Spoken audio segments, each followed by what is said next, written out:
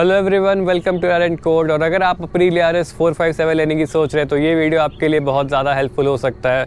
तो आज मैं बात करने वाला हूँ अप्रीलिया के कुछ मैकेनिकल इश्यूज़ जो मैंने फेस किए इस बाइक को लेने के बाद, और कुछ तो जो नॉर्मल इश्यूज़ जो एक स्पोर्ट्स बाइक में होते हैं उसके बारे में।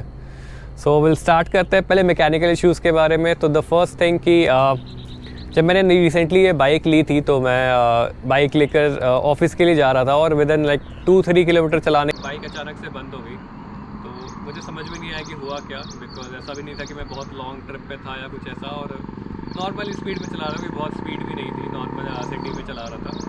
तो मैंने शोरूम वाले को कॉल किया, लेकिन उन्होंने बोला कि आप RSA को बुक करो और फिर बाइक लेकर आ जाओ शोरूम में। बट उस वक्त मेरे लिए जाना पॉसिबल नहीं था, तो मैंने बस बाइक को पार्क कर दिया अपने डीजे पास में। मेरे एक टेक पार्क था, मैंने वहाँ पार्क कर दिया। तो वापस जब मैं आया आई गेस 3-4 घंटे बाद, तो फिर बाइक स्टार्ट हो गई, मैं लेके चला गया। बट मुझे समझ में नहीं आया कि एग्जैक्टली इशू क्या हुआ था, हीटिंग का इशू था या क्या था, बट बाइक अचानक से बंद हो गई। तो थोड़ा इस चीज़ में रिलायबिलिटी पे एक इशू होता है कि क्या आप इसको एक लॉन्ग ट्रिप पे ले जाने के लिए आप एक बार सोचोगे ज़रूर कि अचानक से कभी बंद ना हो जाए, बिकॉज हर जगह RSA इतना ईजिली अवेलेबल नहीं होता है। So the second one is, bike को मैंने अराउंड 6 डेज़ के लिए मैंने स्टार्ट नहीं किया था, और उसके बाद मैंने जब बाइक स्टार्ट करने गया तो बैटरी बिल्कुल ही ड्रेन हो चुका था और बाइक स्टार्ट नहीं हो रहा था। तो मुझे लगा कि मे भी हो सकता है 6-7 दिन से बाइक बंद था, तो होता है बाइक इस पर किक नहीं होता, तो बैटरी डाउन हो गया होगा, स्टार्ट नहीं हो रहा होगा। तो फिर मुझे अर्जेंट में था, इसलिए मैंने RSA बुक नहीं किया, और मैंने बैटरी निकाल कर एक पास के एक बाइक के स्टोर में दी, और फिर बैटरी चार्ज करने के बाद फिर बाइक यूज़ किया, तो वो सब नॉर्मल था।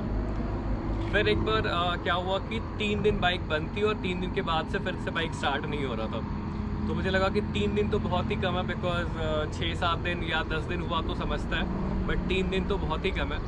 तो फिर मैंने RSA को कॉल किया, उसने जंप स्टार्ट किया, और मैंने उससे पूछा भी कि इसका क्या मतलब सॉल्यूशन क्या है। अगर ऐसे रोज़ तो बाइक को ऑन करना चलाना तो पॉसिबल नहीं है, बिकॉज हमें और भी काम होते हैं, और हम कभी बाहर जा रहे हैं, आउट ऑफ टाउन जा रहे हैं, तो बाइक हमेशा स्टार्ट करना एक अलग हेडेक हो जाएगा अगर ऐसा सिस्टम है इसका। तो उसने बोला कि नहीं सर, आपको बाइक को स्टार्ट करना पड़ेगा डेली, ये बाइक ऐसी ही होती है। तो उसने भी ये बोला कि मतलब ये ऐसा है ही, इट्स नॉट अ फॉल्ट, कि वो बाइक ही ऐसा है कि आपको ये करना पड़ेगा, अदरवाइज़ हमेशा आपके साथ ऐसा ही होगा कि वो बाइक बंद हो जाएगी।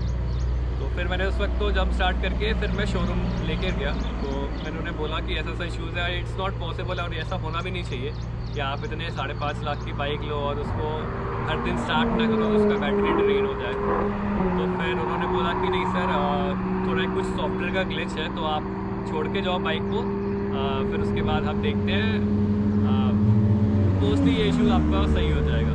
तो फिर आई गेस 3-4 दिन उन्होंने ऑब्जर्वेशन में रखा, और जब मैं बाइक लेने गया तो उन्होंने मुझे बताया कि जब बाइक का आप इग्निशन ऑफ करते हो तो भी इसका जो बैटरी है वो इसका सॉफ्टवेयर जो भी है, इसका जो मैकेनिक्स है वो बाइक को यूज़ करते रहता है। तो वो ग्लिच अभी हमने सॉल्व कर दिया है, तो अब आपको ये इशू नहीं होगा। तो उसके बाद मैंने अराउंड 22 डेज़ के बाद भी बाइक को स्टार्ट किया, मुझे कोई किसी तरह का इशू नहीं आया है। सो अभी जो इश्यूज़ हैं जो एक नॉर्मली आपको इस बाइक में फेस करने को मिलेंगे इज़ कि द फर्स्ट थिंग कि जब आप इसका जो राइडिंग पोस्चर है तो आपको हाथ पे बहुत ज़्यादा प्रेशर आने वाला है। अगर आप लॉन्ग राइड पे जा रहे हो तो आपको बहुत इंपॉर्टेंट है कि आप एक अच्छा सा ये कुशन यूज़ करो यहाँ पे हैंडल ग्रिप के लिए, बिकॉज यहाँ पे बहुत ज़्यादा प्रेशर आने वाला है। एंड द सेकेंड थिंग कि इसका टर्निंग रेडियस बहुत ज़्यादा है, तो अगर आप टर्न ले रहे हो तो आपको बिल्कुल एक कार की फीलिंग आई कि आप एक कार टर्न ले रहे हो, इतना इसका टर्निंग रेडियस है। और समटाइम्स क्या होता है कि जब आप टर्न लो तो आपका ये जो है वो यहाँ स्टक होता है थोड़ा, तो वो थोड़ा प्रॉब्लम है इसमें। बाकी और तो मुझे अभी तक कोई इशू फेस नहीं हुआ। बाकी हीटिंग वगैरह का तो नॉर्मल है, वो सारे हाई एंड बाइक में होता है। अगर आप उसको बहुत ज़्यादा सिटी में या ट्रैफिक में चला रहे हो तो हीटिंग इशू तो होता ही है। इस बाइक में 3 मोड्स आते हैं, स्पोर्ट्स, इको और रेन मोड। सो मोस्टली आपको एवरेज का बहुत ज़्यादा डिफरेंस नहीं है, आपको एवरेज 17 से लेकर 27 के बीच में देखने को मिलेगा। डिपेंड्स ऑन आप कहाँ चला रहे हो, हाईवे पे या सिटी में, या और आप कैसे चला रहे हो। तो आपको इस 17 से 27 के बीच में इसका एवरेज मिल जाएगा, मिनिमम टू मैक्सिमम। एक और मैकेनिकल इशू जो मुझे फेस हुआ था वो था कि एक बार मैं राइड पे जा रहा था, और अचानक से बाइक में अर्जेंट सर्विस अलार्म करके एक नोटिफिकेशन आता है इसके स्पीडोमीटर पे, और जैसे बाइक में पेट्रोल ख़त्म हो जाता है उस हिसाब से जर्क आने लगता है। तो मुझे लगा कि कहीं ये स्टॉप ना हो जाए, अदरवाइज़ फिर से मुझे अपना राइड कैंसिल करके RSA को बुक करना पड़ेगा।